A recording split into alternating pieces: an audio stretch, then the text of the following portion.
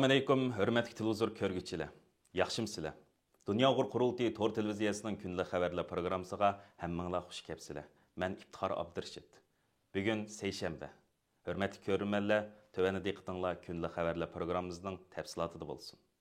Bugun, yəni 12 dekabr 1985 yil portlagan Sharq Turkiston har qaysi oliy maktab Uyg'ur o'quvchilarining demokratiya talab qilish, muhitni qo'g'dash, ijtimoiy iqtisodiy jihatdagi kamsitishga qarshi turish yo'lidagi keng ko'lamli harakatining 38 yillik xotir kuni. Dunyo Uyg'ur Qurultayı bu munosabat bilan 11 dekabr bayonot e'lon qilib, xalqaro jamiyatni o'tmishdan saboq qilishga, barliq zarur vositalarni qo'llanib, Xitoy hukumatining Uyg'urlar qaratgan irqiy qirg'inchilikni to'xtatishga chaqirgan.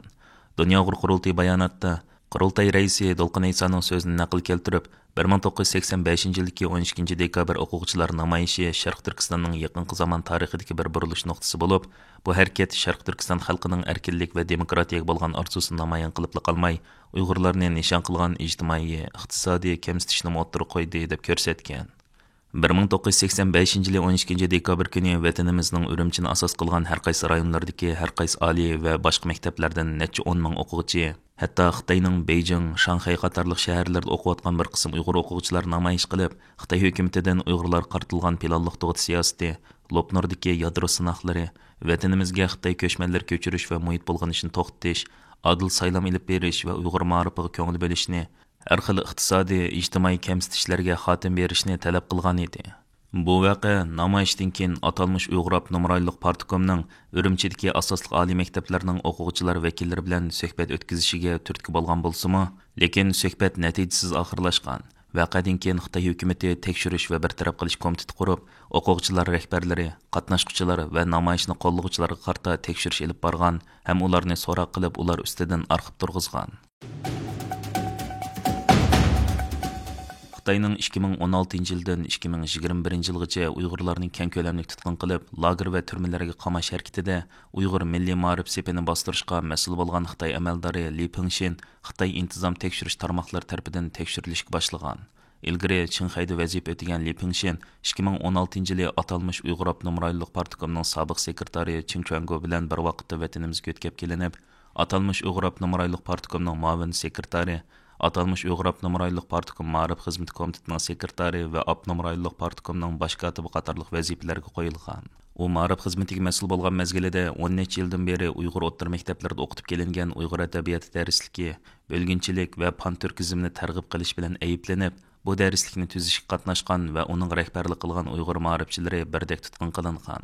Ulardan atalmış Uyg'ur nomrayliq ma'rif nazoratining sobiq noziri Sattar Savud 2 yil kechiktirilib o'lim jazosiga hukm qilingan.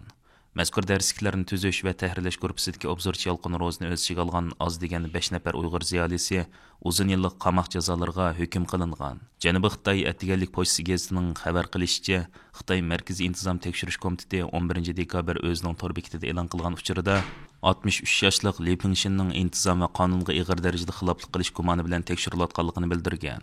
Xabarda Li Pingshinning 2016 yildan 2021 yilgacha bo'lgan bostirishda Uyg'ur ma'rifchilarini tashlashga mas'ul bo'lganligi, 2021 yili vazifasidan ayrilgan Li Pingshinning yaqinqi mezgilda Xitoy Markaziy intizom tekshirish komiteti tomonidan tartib chiqarilgan rayondagi ikkinchi bir yuqori darajalik amaldor ekanligi bildirilgan. Uningdan burun bu yil 10 oyda atalmış Xinjiang ishlab chiqarish qurilishi Bingtuanning sobiq sekretari Han Yongning xiyonatchilik gumoni bilan tutqun qilinib, tekshirilishga boshlaganligi ma'lum.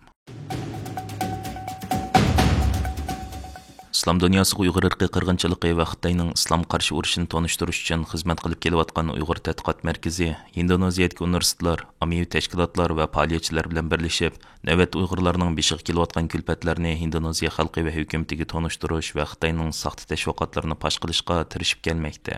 Indoneziyada yangidan bir qator ilmiy va ommaviy faoliyatlarni qanot yaydirish uchun mazkur tashkilot 8 dekabr kuni yangidan bir qator faoliyatlarni boshladi.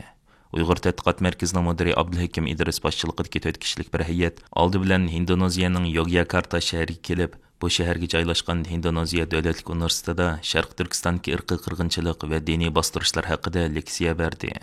Uyg'ur tadqiqot markazi mazkur universitet va Islom hamkorlik tashkiloti Indoneziya yoshlar sho'basi bilan birlashib tashkillangan bu muhokama yig'iniga nurg'unlagan akademiklar va o'quvchilar qatnashdi. Fəaliyyət jarayonida o'quvchilarning savollariga javob berildi va Uyg'ur tadqiqot markazi tomonidan tayyorlangan kitob va dokladlar tarqatib berildi. 9 dekabr kuni Uyg'ur tadqiqot markazi hay'ati Yogyakarta shahridagi bir qism ommaviy tashkilotlar va yoshlar tashkilotlari bilan ko'rishib, ularga Uyg'urlarning navbatdagi vaziyati haqida ma'lumot berdi. Mazkur hay'at Yogyakarta shahridagi faoliyatlarini tugatgandan keyin 11 dekabr kuni Indoneziyaning Makassar shahriga berib, u yerdagi Muhammadiya universitetida o'tkazilgan Uyg'urlar haqidagi xalqaro ilmiy muhokama yig'iniga qatnashdi va so'z qildi. Bu yig'inni Uyg'ur tadqiqot markazi mazkur universitet va boshqa tashkilotlar bilan birlashib o'tkazgan bo'lib, yig'inda islom dunyosining Uyg'urlarga yordam berishi jiddiy chaqiriq qilindi. Uyg'ur tadqiqot markazining Indoneziyadagi faoliyatlaridan bearam bo'lgan Xitoy hukumati bu jarayonda Indoneziyadagi Xitoyparast medialar orqali Uyg'ur tadqiqot markaziga va xalqaro Uyg'ur davosiga hujum qiladigan xabarlarni keyni-keyindan tarqatqizgan. Uyg'ur tadqiqot markazining bu navbatlik Indoneziya faoliyati mush oyning 20 kunigacha davom qiladi. 11 dekabr kuni Amerika Davlat Majlisida faoliyat o'tkazilib, Uyg'ur irqiy qirg'inchiligida ziyonkashlik uchiruvchilar xotirlangan. Dunyo Uyg'ur qurultiyi, Uyg'ur kishilik huquq qurilishi va Amerika Uyg'ur jamiyati qatorliq tashkilotlar birlashib uyushtirgan bu faoliyatga Dunyo Uyg'ur qurultiyining raisi Dolqin Aysa, Qurultay ijroiya komitetining raisi va Uyg'ur kishilik huquq qurilishining ijroiya direktori Ömer Qanat, Qurultayning tashqi ishlarga mas'ul muavin raisi Zubayra Shamsiddin, Amerika Uyg'ur jamiyatining raisi Alfidar Iltabirdan boshqa yana Amerika tashqi ishlar ministrligining jinoiy ishlar adliya ishlariga mas'ul bosh elchisi Betfon Shak xonim, Amerika Avam palatasining a'zosi Yon Kim, Amerikaning BDTda turishliq sobiq elchisi Kelly Kuri, London Uyg'ur sud kollegiyasining taftishi advokat Hamid Sabi qatorliq ko'plagan hukumat amaldorlari va tashkilot rahbarlari qatnashdi. Faoliyatga tor orqali qatnashgan Dolqin Aysa apandi 9 dekabr Uyg'ur irqiy qirg'inchiligining ahamiyati haqida va 12 oyning 10 kuni Dunyo kishilik huquq kitobnomasi e'lon qilinganligining 75 yillik xotir kun haqida to'xtalgandan sirt, Xitoyning ta'tir tashviqotlari kuchayib ketgan bu vaziyatda Xitoyning kishilik huquq jinoyatlarini takror o'ttir qo'yib, Uyg'urlar masalasiga diqqat og'dirish orqali Xitoyning mohiyatini tonish va uningdan mudofaa ko'rishning zarurligi haqida to'xtaldi. Hurmatli ko'ruvchilar, yuqorida diqqatingizga kunlik xabarlar programmamizning tafsilotini sundik. Kelar qitimliq sonimizgacha ko'rishgacha omon bo'lgaysizlar. Stansiyamizning YouTube kanaliga a'zo bo'lishni unutmang. Xayr xo'sh.